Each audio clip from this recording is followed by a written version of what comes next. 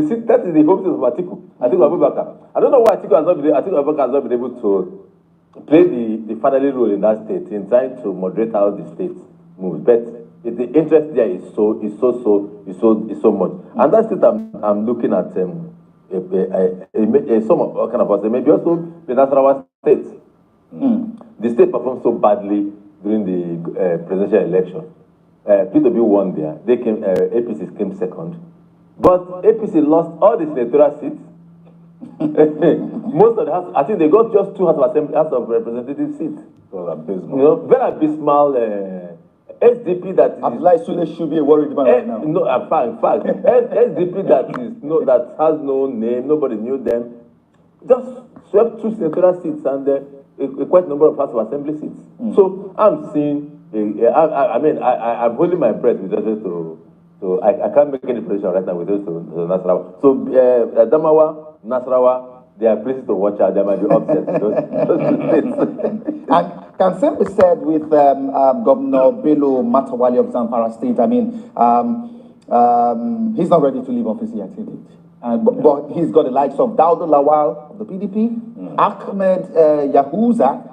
These are guys who have a very strong supporters base. They have a lot of clout, and I believe that it's going to be a very tight one in Zamfara State. Because, like you said, his opponents are people with clout. They're not just. That's true. They're not just folks that just stormed out of the shower one day.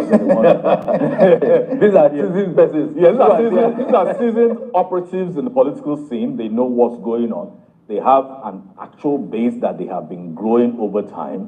And so for them, in their own case, in Zamfara State, it will come to party structure, not performance now. Because it will then come to, okay, you know, who has the best structure, who is able to communicate that we have the best interest of the state at heart, and let the people know that, you know what, we are the best bet for you.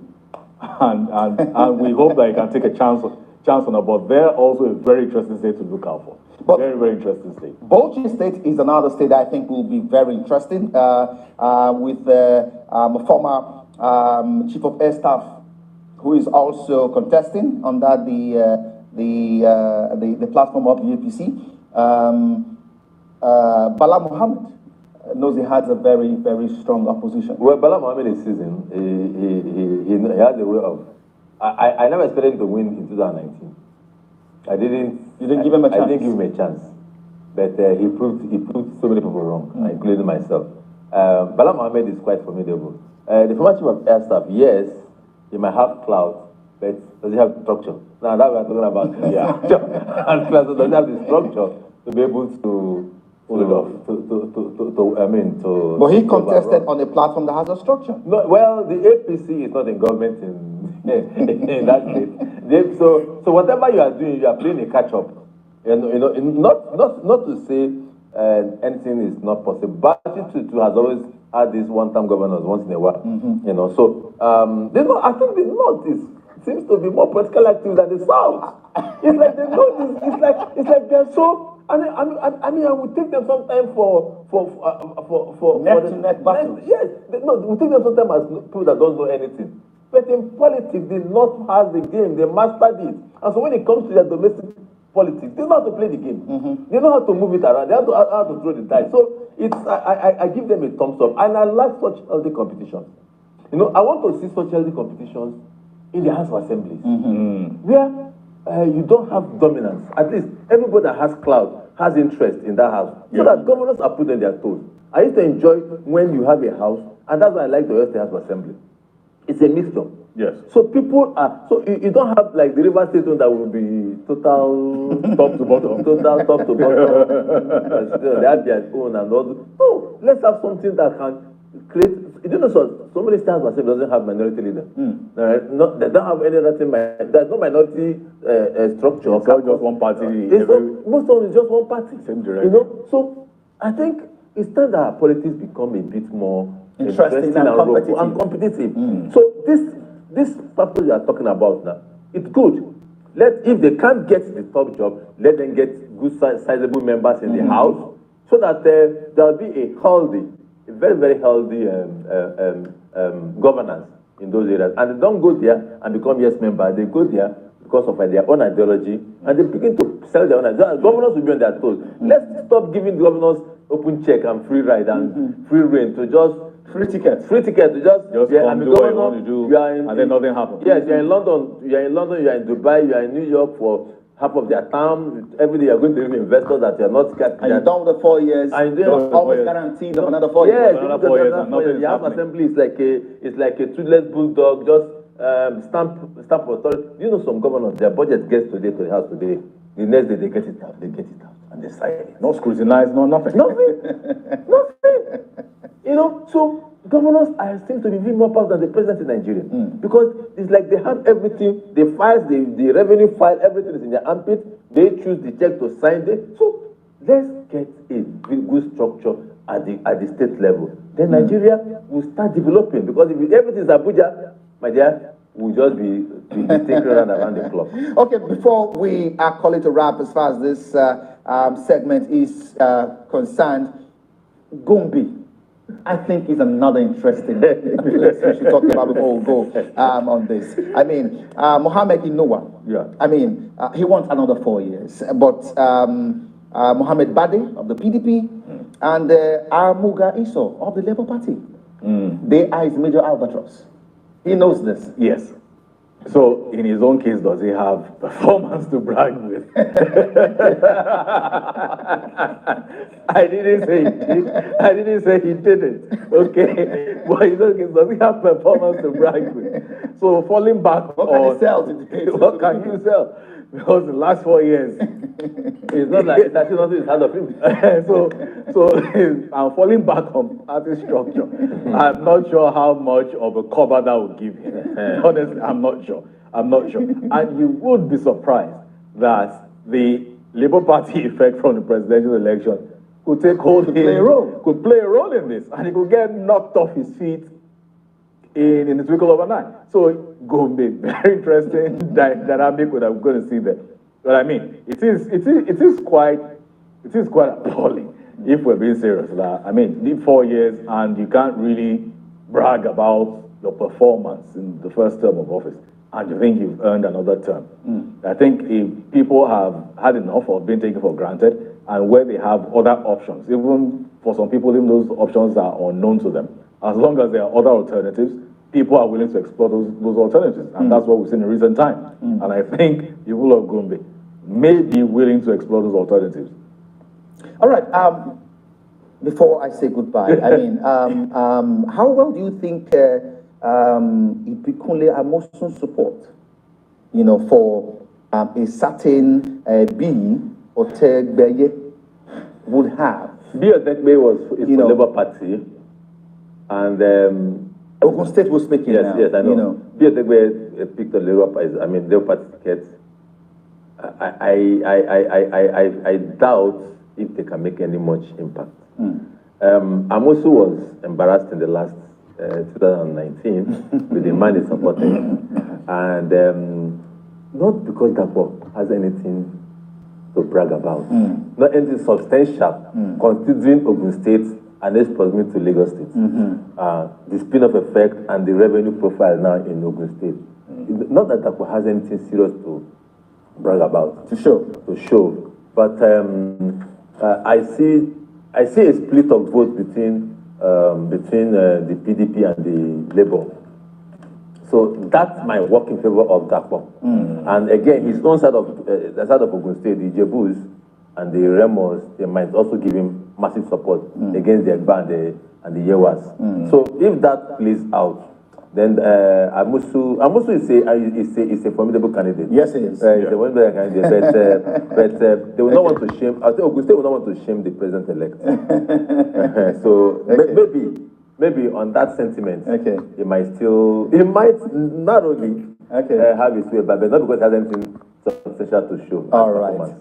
Okay, it's still our live coverage of the gubernatorial elections across Nigeria, also state House of Assembly elections, which held across all the states, 28 states. Other states have no governorship election, but of course, a lot of action and activity in those areas. And let me say thank you to my panelist, Dikpo Oyewole, a political analyst. Thank you for coming on the program this lovely Sunday morning. And Lester Wilcox, a public affairs analyst. Thank you for being a part Thank you so much. of our program. I can go to church. All right. To speculations, the elections in Minna, the Niger State capital, was largely peaceful, owing to the conduct of electorates who conducted themselves in an orderly fashion. Many believe the outcome of this election will be a reflection of the will of the people. Theophilus Ilama, TVC News, Minna, the Niger State capital. In southwest Nigeria, voters in Abeokuta have described the voting exercise as largely smooth and credible. They're happy that there weren't many glitches in the governorship and state assembly election as witnessed in the previous polls. TVC's Ibrahim Sheta reports. On Saturday morning, residents in most places of Abeokuta woke up to a bright day with high expectations to exercise their voting rights. They were happy to witness the arrival of polling officials who came earlier than they did during the previous elections. Accreditation and voting was easy, with the exercise taking less than a minute. Today is far better than what we had on February 25. We started early, and by now, by 2:30.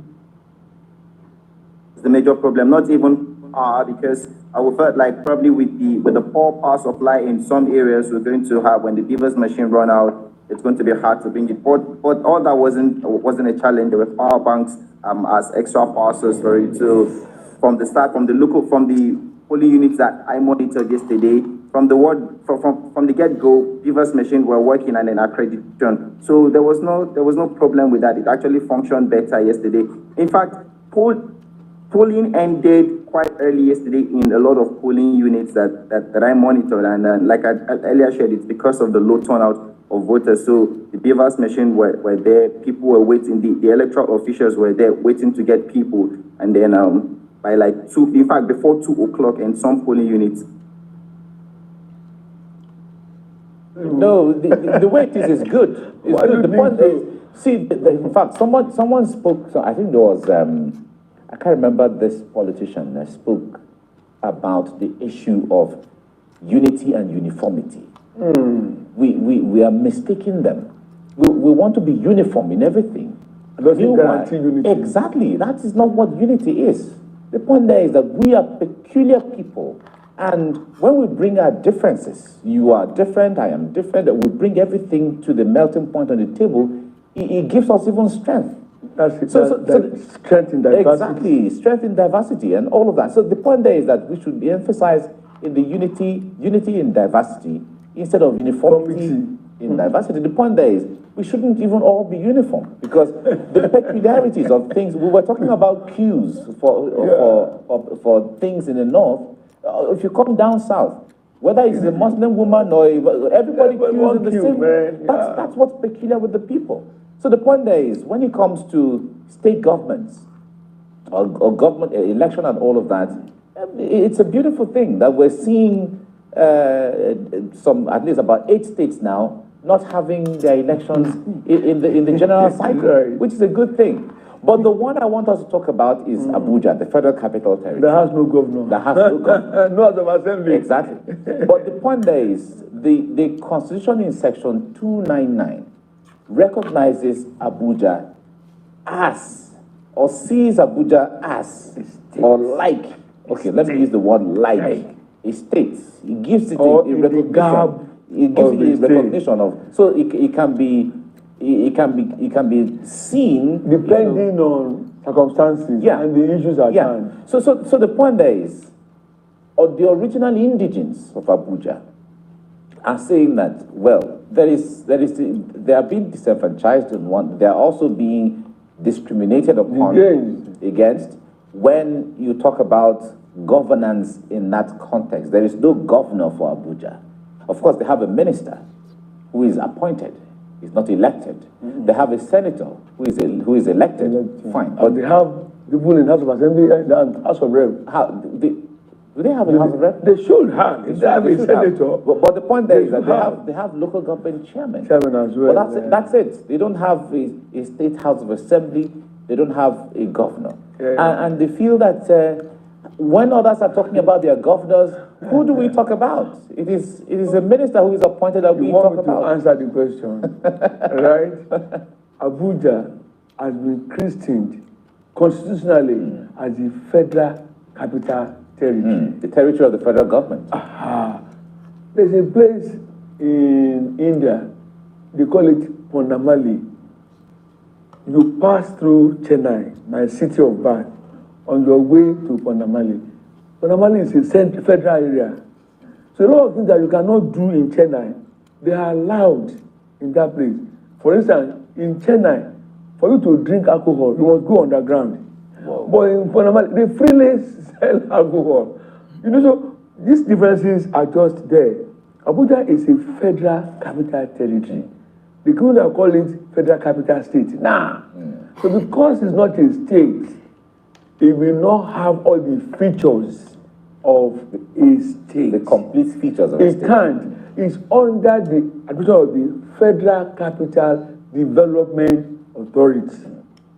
So, like we have ministries in states, they also have departments that take charge of roads, water, and allied needs, within the territory.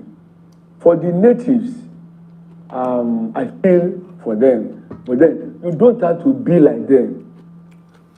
Do you understand me? Talking about uniformity now that we said, yes. They don't have to be like other states. They've gotten development at the speed of light over and above all the states in Nigeria except Lagos. Because Lagos development preceded all of the things we are seeing now, even preceded independence of Nigeria. So I don't see why they should complain. Yeah, no, but they talk about the issue of being involved in the process. Because the fact that we see the beauties of Abuja, the splendor of Abuja, and everybody coming in and all of that, it does not necessarily, it doesn't necessarily translate to them being origins or the natives of Abuja being involved or included in the system. You know, they still have a village, they call it Gwari village in Abuja, where you have some popular food outfits. They still live the typical village life in that place. And it's at the center of the metropolis, But for how long will that continue? Is it sustainable? I would simply say that they may be agitating that if they want to appoint a federal minister for FCT, it should be from among them. And the FCT... They have said that so many times. And the FCDA should also recruit from their sons and daughters who have the capacity, qualification, and the competencies.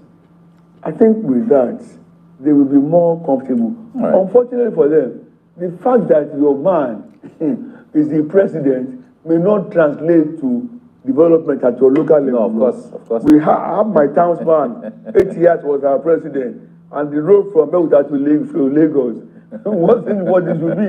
Road from Ibadan to Abeokuta is still in shambles. Yeah. So in fact, when it comes to that, we've talked about this thing so many times. Yeah. The fact that a president comes from a state or a region does not translate to benefits necessarily.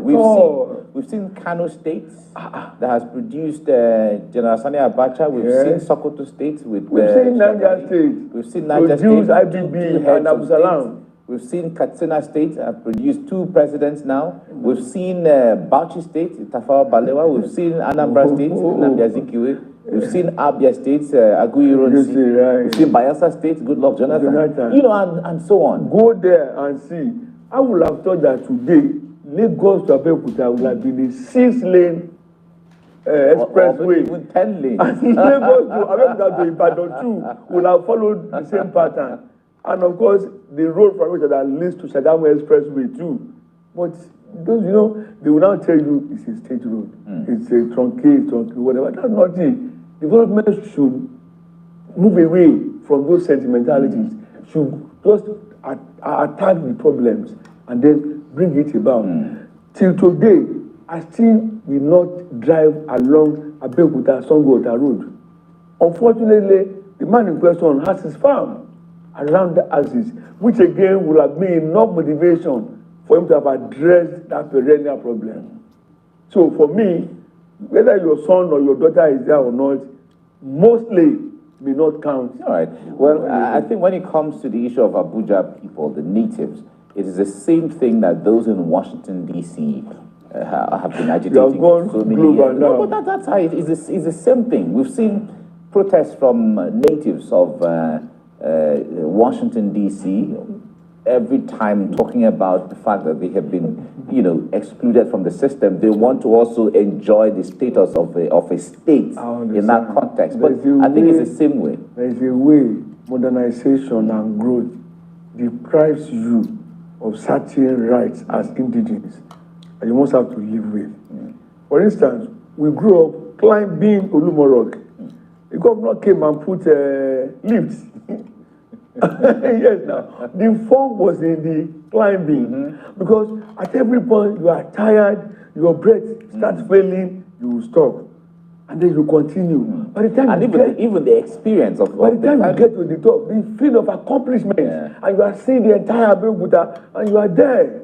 But when they brought lifts, through so you see, it might have meant well, but then it took away.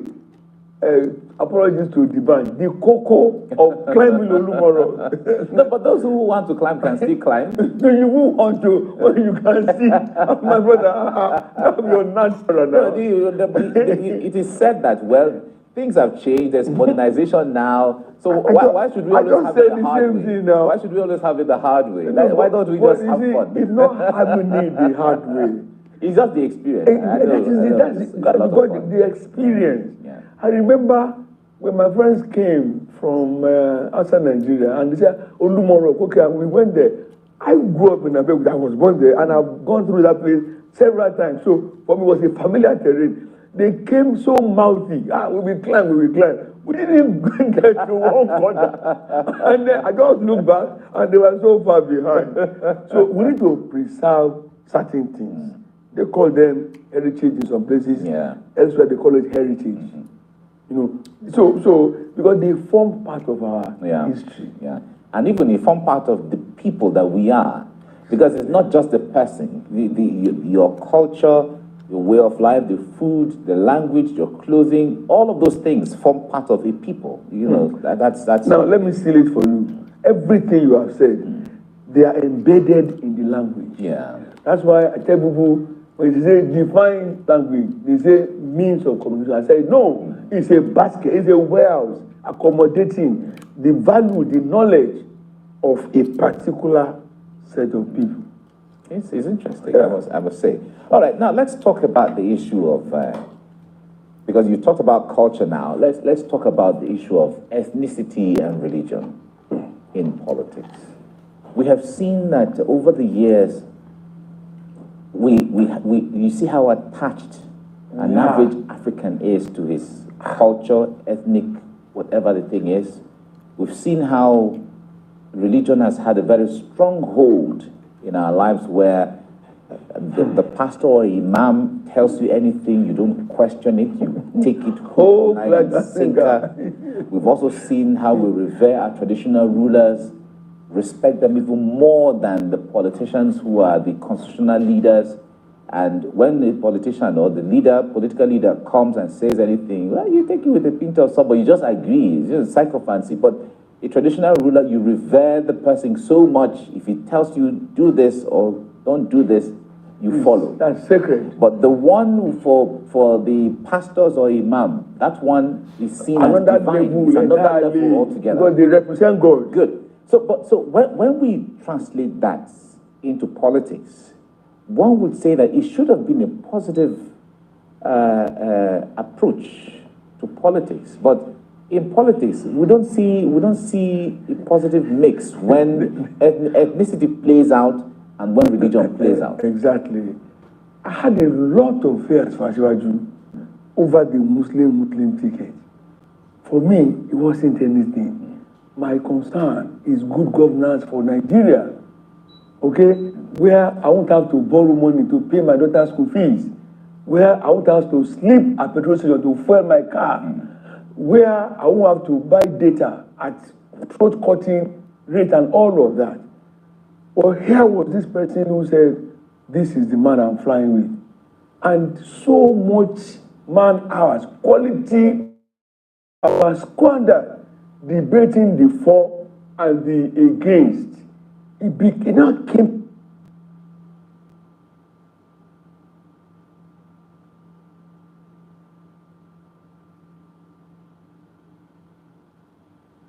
to the forefront. Then MKO came into view. The S-trade MKO, it was different. It wasn't this, it wasn't that, it was this, it was that. At the end of the day, in your individual closet, you will ask yourself, in what way have we helped humanity with these conversations, which for me were meaningless, in the sense that we just enslaved ourselves. Whereas there is no religion that teaches enslavement. The other day, we were in a house. The woman, the mother of the house, made food and selected some choicey meat, put it in a food warmer, and said they should go and give it to their pastor. And this man came and he said, come, what am I getting? You know, it was chicken. And you know chicken now. Chicken is a bastard. By the time they take away the drumstick and some other part, what you have, the leg, the bones. And the man, the head, the man was like, what am I getting? He said, but pastor is around. I'm like, pastor is around. Is he the head of this house? Is he the one that funded this thing? Is he this, is that? That is what you find in so many places. They've taken authority over men who hate the family. It should not be like that at all. As it happens in Christianity, it also happens in other faiths. So it's a universal thing, it's not peculiar. That's one. Number two, it is generally agreed that we all worship the same God. And I have said it before, that if God wants only one religion, He doesn't need me or you to exterminate and annihilate other faiths. It pains when I go to attend a Google festival, or you know, by virtue of my Center for Yoruba Language Revival and Fertilization, I get invited and I attend. And when they serve food, I eat. When they bring drink, I take. Because I came for the experience. The other day I was in Gambia to speak about culture, Yoruba culture, tradition, and faith system. I couldn't have been speaking from the book. Those were not in the books.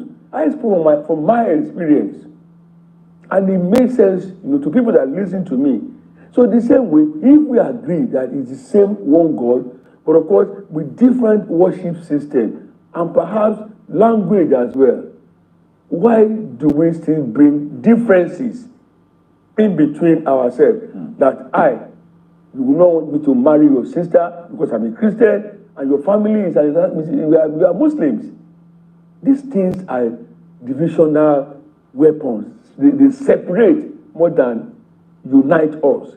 And today, if you want me to tell you, there are no Nigerians. Mike is a Delta and I'm Yoruba. That person is this. I've gone round places. Those things are never amplified. They may be there in their subconscious, but here, we easily bring them to bear. I was with a man from Congo. We were in school outside the country. Because it was the only African, apart from me, in that place, we were calling ourselves brothers. The day the guy got somebody pregnant and ran away, they came to look for me. Where is your brother? I do not want my brother. Where is your brother? I had to produce the map of Africa. And I said, see where Nigeria is. See where I go. You understand? And you now know the painful thing. When you and I meet outside Nigeria, we close ranks and relate as brothers. Why can't we, on our home ground, spread the same gospel? And then, so that we can, as much as possible, if not completely eliminate, at least reduce those factors that separate us. We are better together. That's the mantra. So going forward, in fact, someone said that Nigeria has come to stay whether we like it or not, since the amalgamation of 1914.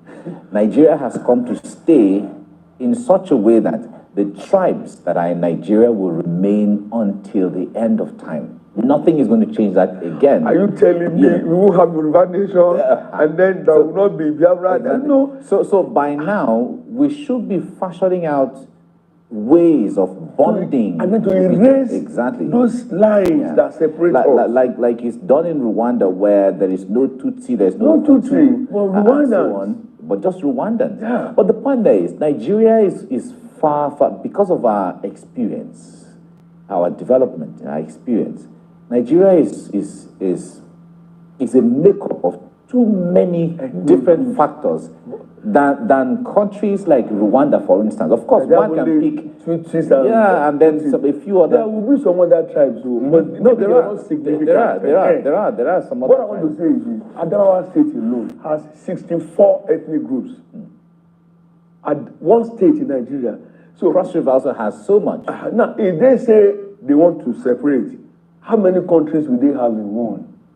So, and in fact, interestingly, in Cross River State, there was a report that women speak. There's a community in Cross River State where women speak a different language and men speak a different language. We have to visit that place. I'm carrying it for the first time. No, of course, it's there on record. It's there on record. I took a trip to Cross River sometime, so many years ago, to Ikomi to somewhere they call Okuni and so on. Yeah. I think it was close to that place where women speak a different language and then men speak a different language. Be like, wow, this is a miracle. How do you do it? So these are the things. Right. You remember I told you one day on this platform that I should have married a girl, Hassana, from Janguza. I remember. You mentioned. We met during NYC at the Christian Corporate Fellowship in Owo. Say John Mary Owo at the camp. And then one thing led to another. After service here, she went back home. And I came to Lagos. I said, well, my first vacation, proudly, I bought things. You know, those are the days of letters. You know, when you were saying, letter card. And I was coming, and she told me what to buy for the dad, for this, for that. And I went. Funny enough, there was no flight to Kano. I had to fly to Kaduna. My office had a branch. The branch manager there, God bless him wherever he is, gave me a car and driver. He was so happy that I came to look for my girlfriend who I want to marry. Abeokuta man coming that far, they took me to that. And these are things NYSC also encourages. They were supposed to promote. So the plan was that I would stay, but the hostility exhibited by my supposed mother-in-law was so that I didn't need to be told that I wasn't welcome. And the man was frank. He told me, young man, you are welcome. And there's a military barracks in Janguza. He said, my daughter told me about you. I didn't know you're not part of us. That language sank in. I'm not part of you. Am I a goat or an animal? I'm Nigerian. He said, look, my daughter will not marry a Christian. Neither will I allow her to go and marry a Yoruba man. I wanted to ask what is wrong with those two sets of people. The man got up and walked away. My girl was just crying. The mother too didn't know what to do. I just dropped those things. Thank God the car was still waiting. And I left that day. I was so disappointed. You see, shattered. What do you mean broken? If it's broken, it can be mended. I was shattered. And look at me now. And I asked myself, am I happier today than I would have been if I had married her? It would have been a bigger Nigerian family. You understand? But my children will speak Hausa. They will speak Yoruba and speak their bad dialects. That would have been a bonus. But and your children could have grown up either as Muslims or as Christians. It wouldn't have mattered to me. I mean, I adopted Christian because my father was a Christian. In our family, we had Muslims.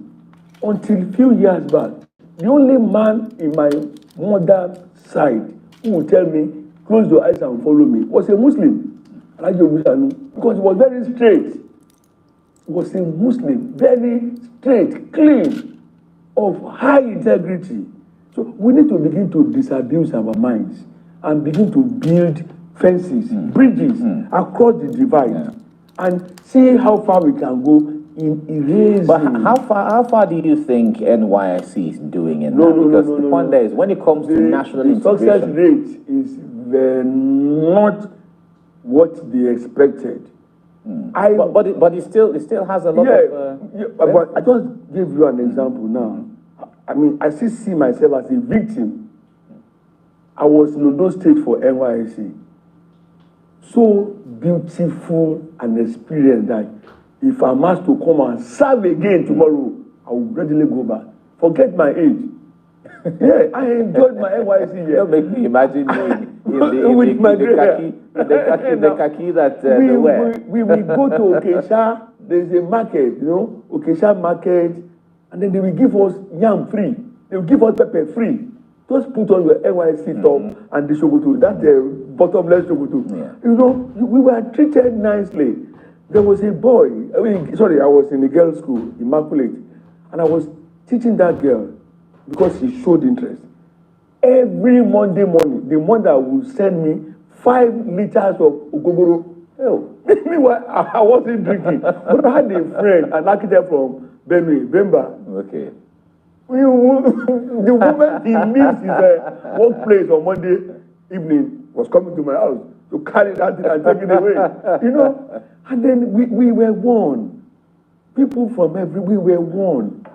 But is it still so today when parents will go and look for who knows who? Okay? And I won't blame them. Will I allow my child to go and serve where there is banditry? Where there's terrorism, but there's kidnapping. Yeah, but those phenomena are quite different. No, but the chance or not. Yeah, in a situation where attend to them successfully. In a situation where it is issues of insecurity, fine, unrest or violence, we understand. But the point there is that in the area where it is just about religion, where you are a different religion from me, I mean, it shouldn't matter anywhere. Look, I was in Abuja at a time. My friend, and the guy of NTA, is a Muslim, so living a Muslim. Every evening during Ramadan, I will be in NTA. I wasn't fasting though, to break fast. And somebody there would have sponsored the meal. And we will eat free 3, 4, 5 course meals for 30 days. There was no Muslim, there was no Christian. We would just gather. Nobody cared. Why couldn't we have projected that beyond that NTA canteen and then build our brotherhood, whereby if you see me as a part of you, you won't plan evil against me, you want to harm me. Even if we are contesting for the same office, you will not send Eruku after me. But because we have not done anything to completely integrate, unite, and become one. I remember MPN those days. They say, one nation, one destiny. I think we should go back to that line and use it to start rebuilding our country. Yeah, but the fragmentations and the fractions we can begin to eliminate them.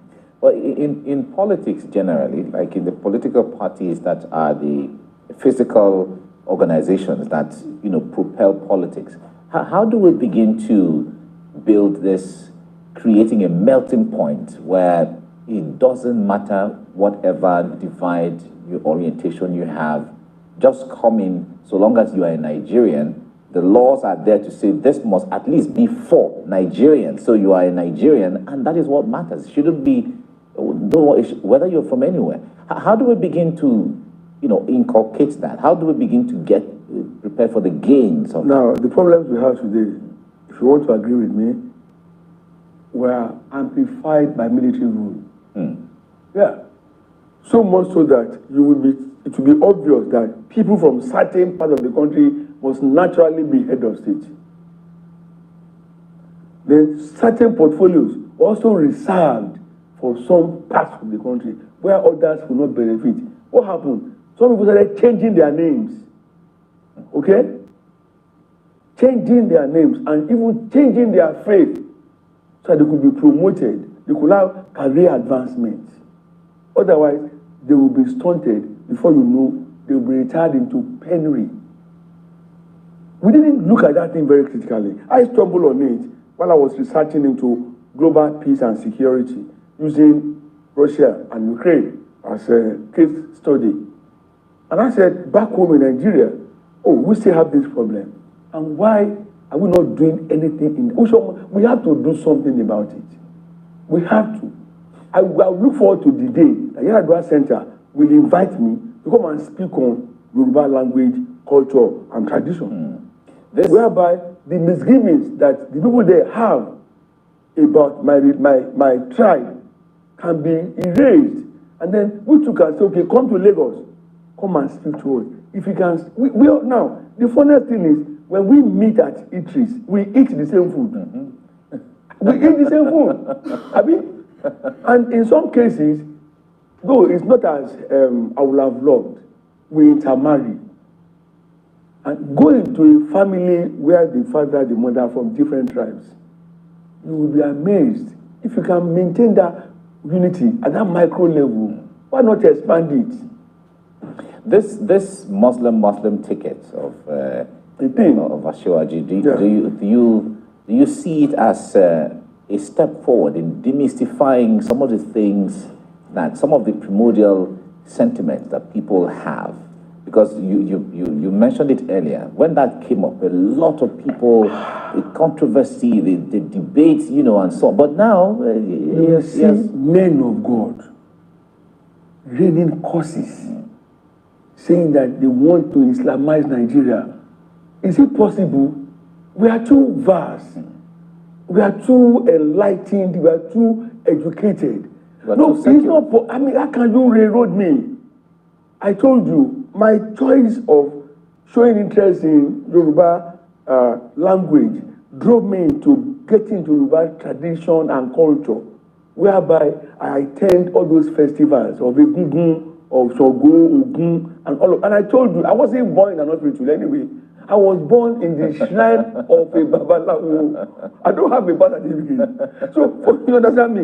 If it has pleased the God of the Christians to have tolerated my mother, Abi, to have allowed her to deliver me in the Babalawo shrine and still preserve me. Man, I'm going to 70 very soon. Come on. So, the only thing we want to speak about are practices that are not human, like rituals and those allied things. We can clean those things up. I don't know how Hinduism started, but those who started it must have handed something a little more crude to the present practitioners.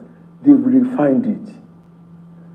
Right there in Lugoju, opposite the house of Chief Everett Williams, there's a group called Brahma Kumaris. It's an Indian group. They have a school for meditation. I attended that school and I spent 6 months. I learned so much. I learned yoga. I like yoga from there. Yoga from there, and other meditational things. They have bettered my life.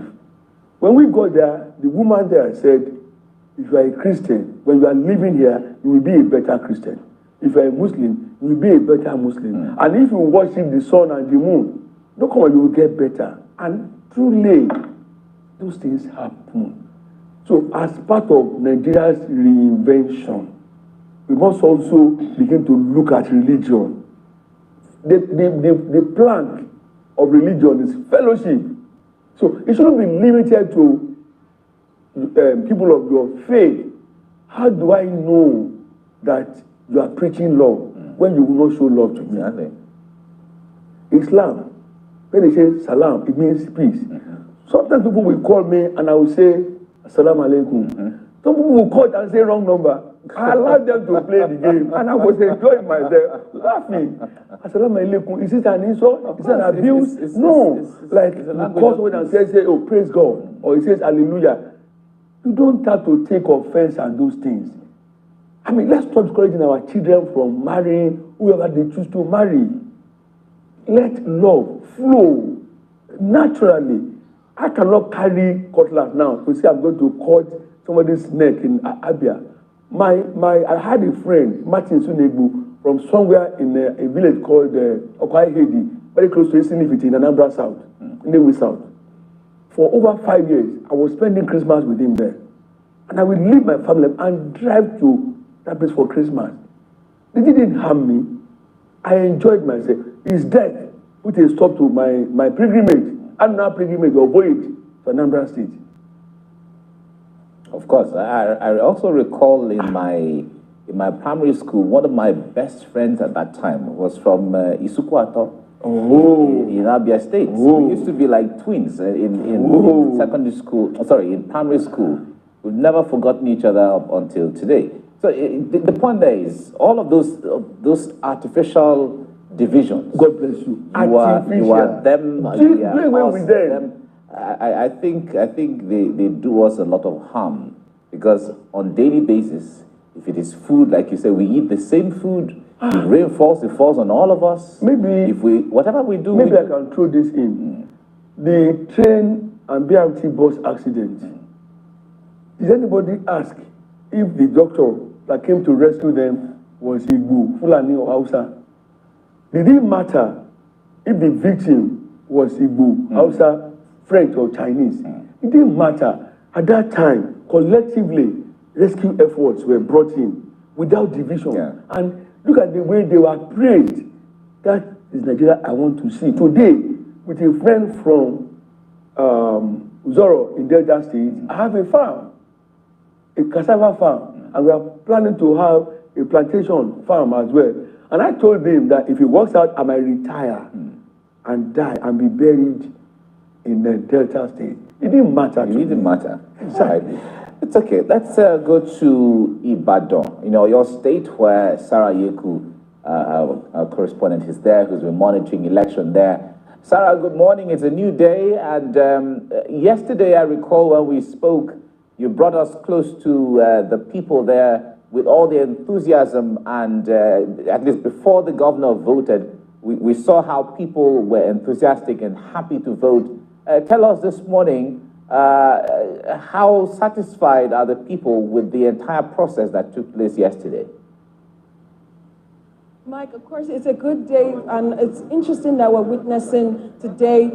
Yesterday, the resident electoral commissioner, that's INEC here in Oyo State, had told us that the collation would resume this morning, 9 a.m. So for residents, of course, they're expectant, most of them in celebratory mood, last night, anticipating what the results would look like, because, from the polling units, most of the party supporters have heard the results from the various polling units, but we cannot declare those results for now, and we'll wait until INEC, declares those results, because already you can see from around here a flurry of activity. You have the collation officers already at INEC state headquarters here in Oyo State. That's Ibadan. That's the Mutu Agboke Collation Center. You see them here trying to compute and reconcile the results they've gotten from the various polling units, wards, and local government. But let me bring on the resident electoral commissioner, Adeniro Teller, to give us a better perspective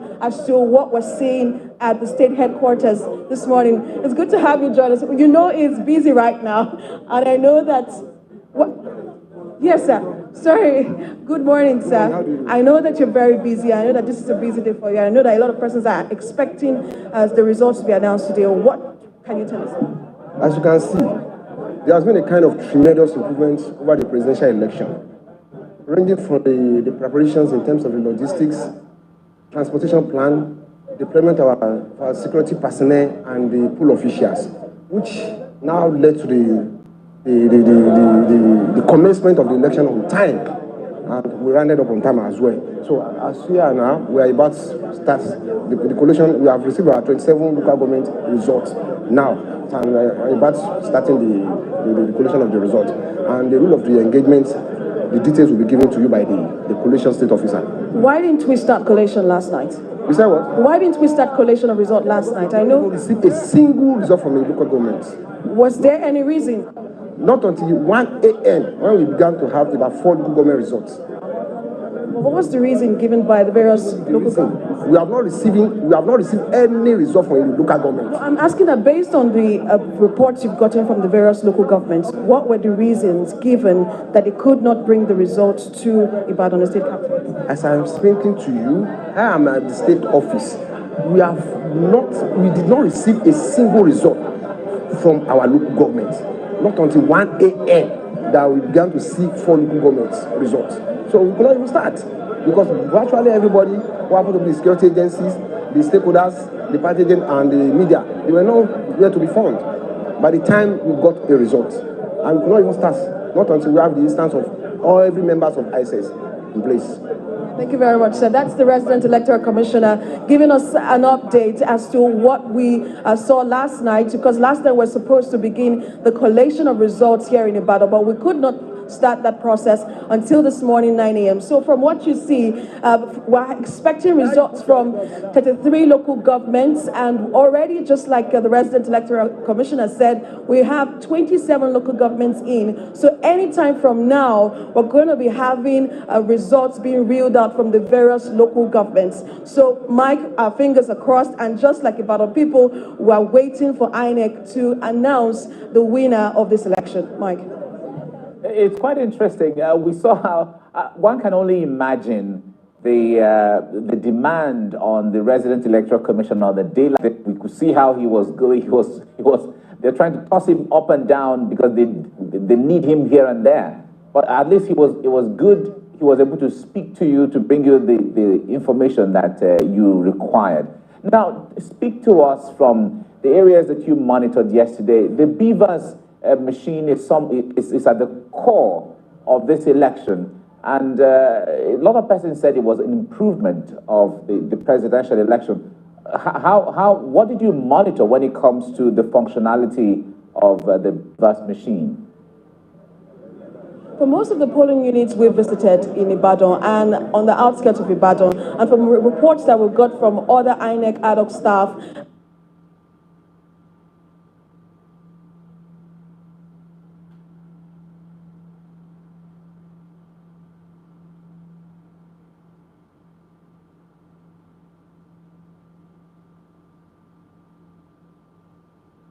and security agencies also, and even from the residents themselves. If you take a look at how the elections panned out, there were little or no problems with the Beavers machine. So people were voting, accreditation and voting went simultaneously. It was easy. The process was pretty easy for a lot of people. Our correspondent, who is on ground, Olaide Oyewole, spoke with a first-time voter, a 20-year-old man, if I would say, because for him to be voting and making history in his own life at this point, he's a 20-year-old guy, and then he said that because he has voted, he considers himself a man, considering how he has watched his parents go to the polling units, polling booths, and stay for hours, queuing just for accreditation, and then coming back for voting. For him to experience the Beavers machine and how easy elections are now, for him it's commendable, and which is what we have also heard from a lot of persons, from election observers, even from the governor who is seeking re-election, who is seeking a second term as governor. We've heard from him also that INEC should be commended for the peaceful outing, for the Beavers machine working perfectly well. You cannot take out little glitches, but it was just, we had heard earlier in the day, that was yesterday, about technical glitches in some polling units, but that was sorted out because of the technical team that is on patrol at the various polling units, just to ensure that election goes on smoothly. So apart from the technical glitches, maybe the ad hoc staff could not properly operate the Beavers machine at some point, or they couldn't just get a hang of the machine. The technical staff were there to operate the machine and ensure that elections were smooth at the time. But what we're seeing now is that residents have commended the electoral process. They're saying that INEC should be commended, and as against as against the build-up to this election. On Thursday, there were reports of electoral violence. We were actually scared, I tell you. Even for some residents, they were also scared to come out, on Saturday morning to vote because they were skeptical about the security apparatus on ground. But, from all that the police had said and from what we saw yesterday, the show of force, we saw a visible security patrol around the Ibadan metropolis. We saw the police, that's the Commissioner for Police now, also go on patrols with the various security agencies, because for this election, they have deployed 15,000 security personnel for this election. And that tells you that the police, wants to ensure that they cover the 33 local governments and the 6,398 polling units in Oyo State. So it gives you a sense of people came and started coming at about 10 o'clock when they were sure that security was ensured. All right. Sarah Yiku, thank you very much for bringing us up to speed with developments from Ibadan in Oyo State. We look forward to the remaining results coming from various local governments, and then we can go ahead with the process. All right, we still have Oladende Ario here. We've been looking at all of the fallout from the election, but we will go on a break. I'm going to interview you. No, don't interview me yet. I'm the interviewer here. We'll go on a break, and then at 12 hour, we'll be bringing the news update. Stay with us on TVC.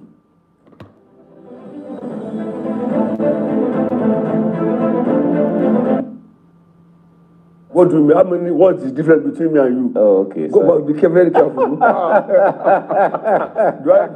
okay, because I said I'm going to be right. The wealth of experience you have, I can't compare to it. Well, you see? I don't want to argue with you. See? But what I'm trying to say is,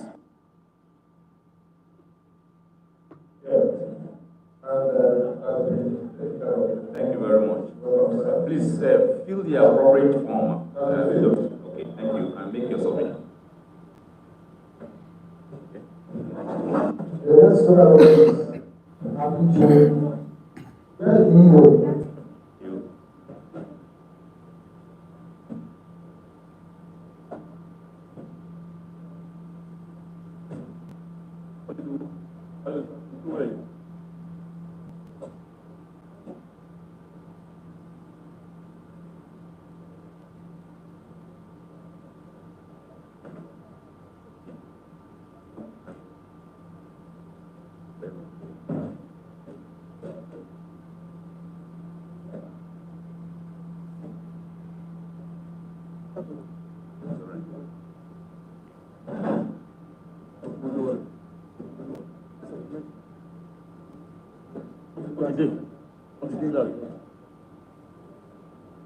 So you welcome.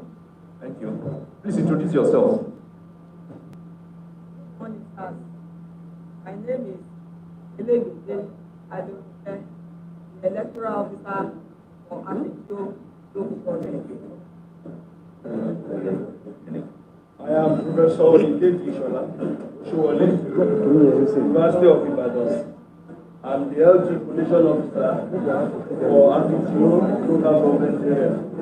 Yeah, welcome, please. Thank you, sir. Please go ahead and make presentations of the results. Thank you, sir. Okay. Number of registered voters 52477. 52477. Number of accredited voters 20834. 20834. I go to distribution by parties now. Party A 1357. 1357. AA 1515. ACC. Sorry, AA again. Sorry, sir. AA 1515. Is it 1,000? No, 1515. Okay. You know you call it together. Please start again, Joe. Please start again. Okay. Let's go together now. Party A. Okay. 1357. Okay. 1357. Okay. AA 15. Great. Okay, I repeat. 15. AAC. Okay. 13. 13. 13, 1, 3. APC, 6, 7. 6, 7. 67. APP, 1, 1, 0. 1, 1, 0. APP. 1, 1, 0. 1, 1, 0. APP. APC, 5, 5, 8, 8. 5, 5, 8, 8. APGA, 13. APGA, 13. APN, 5. APN, 5. APP, 8. 8. PP, 5. 5. LP, 10. LP, 10. NNPP, 17. 17. NRM, 44. NRM, 44. PPP, 13139. 13139. SDP, 2121. YPP, 2121. Total valid votes, 20433. 20433. Rejected votes, 386. 386. Total votes cast, 20819. 20819. So you're welcome. Thank you, sir. Yeah, any cancellation anywhere? No. No, okay. You're welcome. Thank you very much. Please make your submission. Okay, next. The next one is local government. Definition of local government.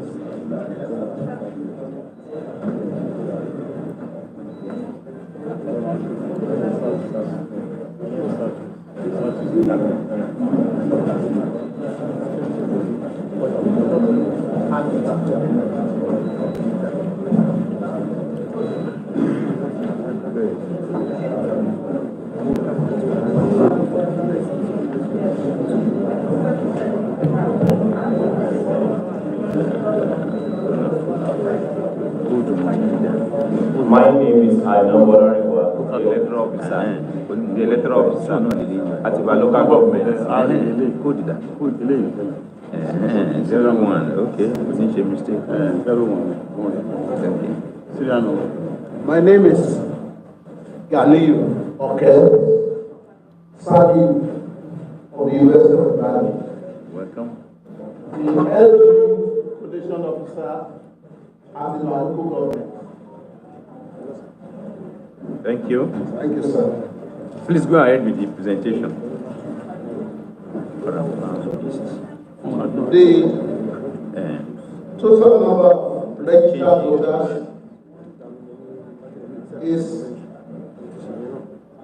86,239.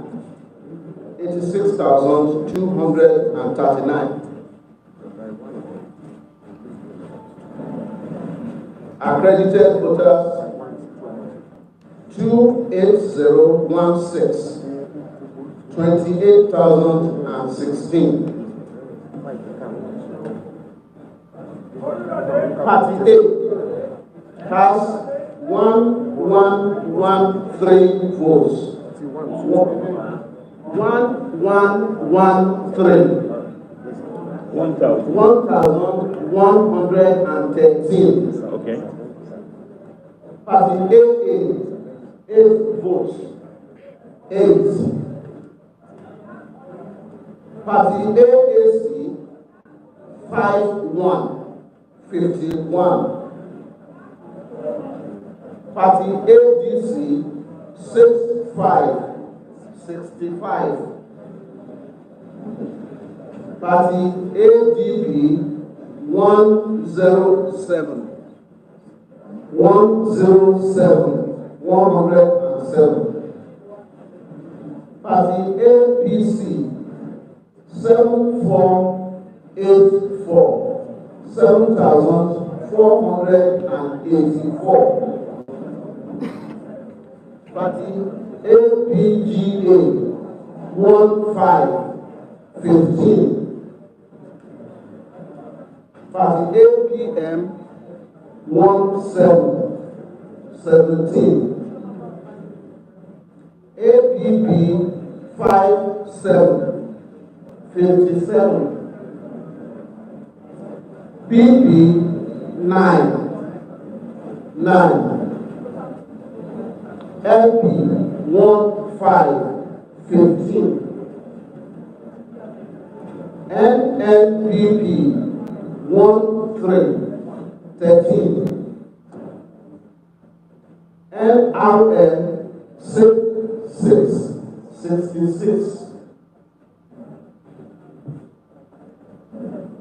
PDP 18389.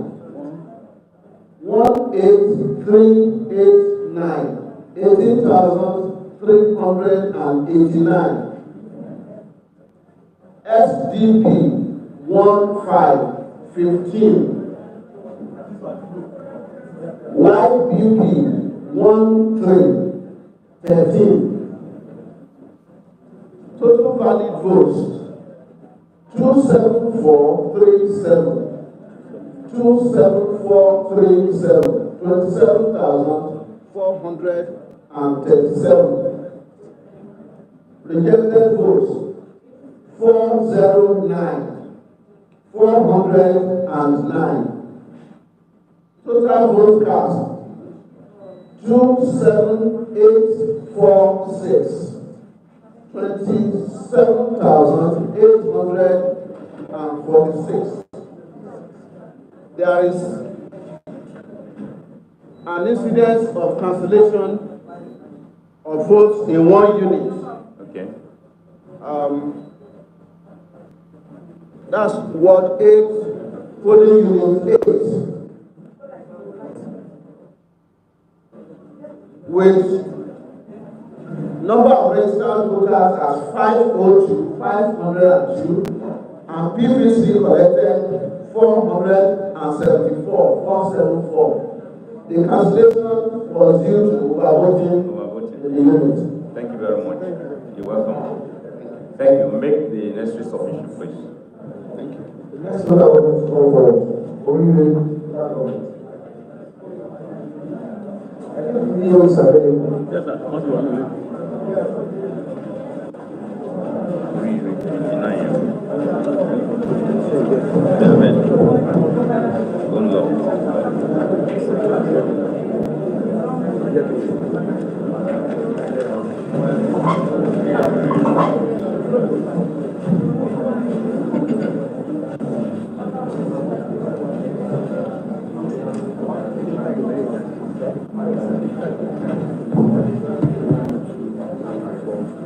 You are welcome. Please. Introduce yourselves, please. My name is Oyewole Adebola, electoral officer, Oyo local government. Welcome. My name is Mubarak Adebola Noindi, information officer, Oyo local government. Welcome. Please go ahead with your presentation. Number of registered voters 74589. Number of registered voters 74589. 74589.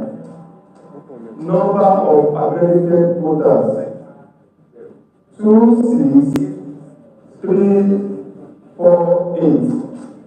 26348. Party A 1895. 1895. Party AA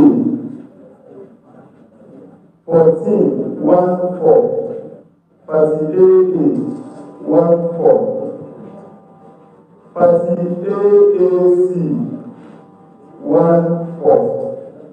Party AAC 14. Party ADC 56. Party ADC 56. Party ADP 64. Party ADP 64. Party APC 9216. 9216. APGA 22. APGA 22. APM 9. APM 9. APP 178. APP 178. BP 4. BP 4. LP 17. LP 17. NNPP. Okay, looks like that mic is not. NNPP.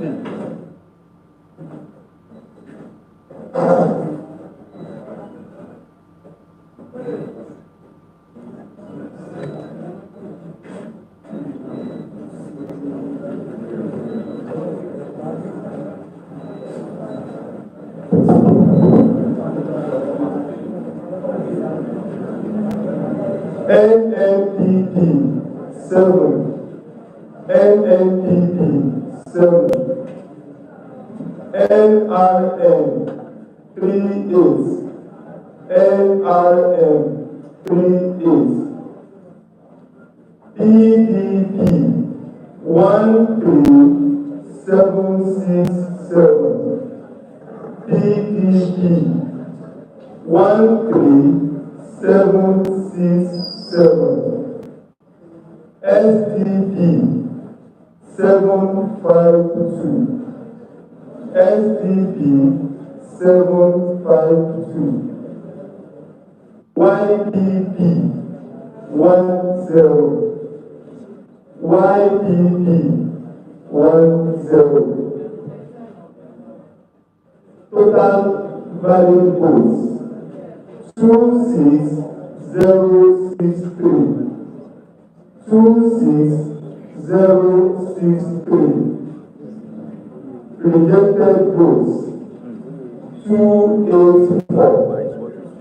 Rejected votes 284. Total votes cast 26347. 26347. No cancellation. Thank you very much. You're welcome. Please make your submission. Thank you. The next.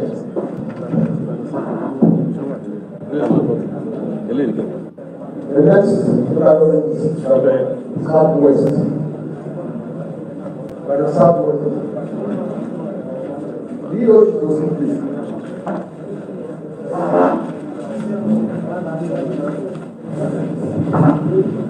Back on Southwest, okay?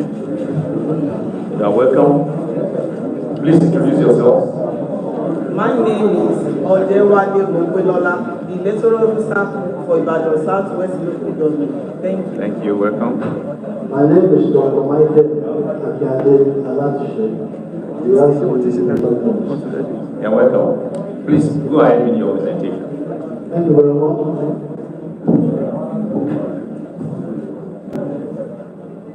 The number of registered voters for the Southwest 2023 local election is 2,300,000. 231-730.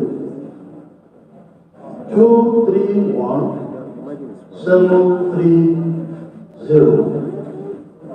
Number of accredited voters is 44600. 44600. 48. 2270. 2270. 48. 18. 18. AAC 24. 24. ADC 128. 128. ADP 122.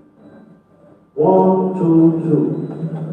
APC 9491. 9491. Abga 06. APM 04. APP 83. 83. APP 83. 83. BP 01. 01. LP 166. 166. NNPP 15. 15. NRN 78. 78.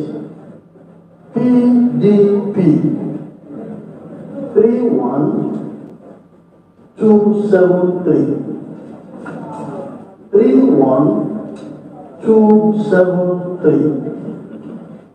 SDP 38. 38. And YPP 14.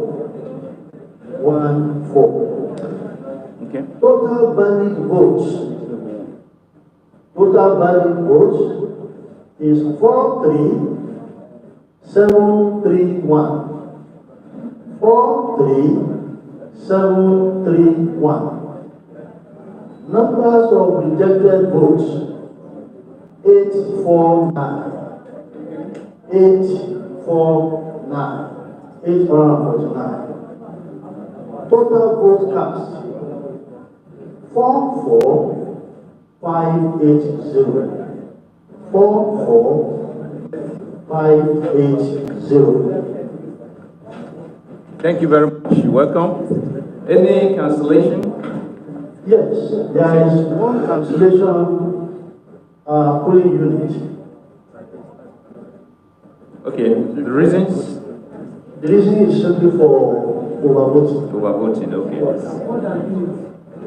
So what? The more than the unit. The polling unit. The polling unit is only one at Tabaya. Ward 5. Ward 5. Thank you. You're welcome.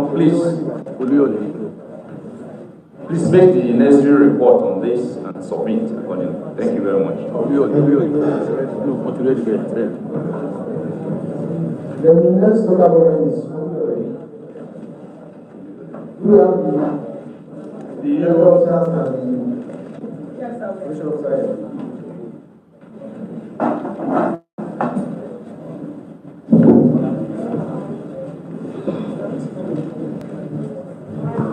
You're welcome. Please introduce yourselves. My name is Oluwatobi Agnes Bose, the lecturer of Saudi Arabia. Welcome. My name is Professor Olubide Olajide, the collation officers for Oriole local government gubernatorial election. Thank you very much. You are welcome. Please go ahead with your presentation. Numbers of registered voters 130,680. 130,680. Number of accredited voters 130,680. That is number of registered voters. Okay. Number of accredited voters. Again, please. Okay. The number of registered voters. 130. Okay. 680. 680. Okay. The number of accredited voters. 30777. 30777. Party A 1386.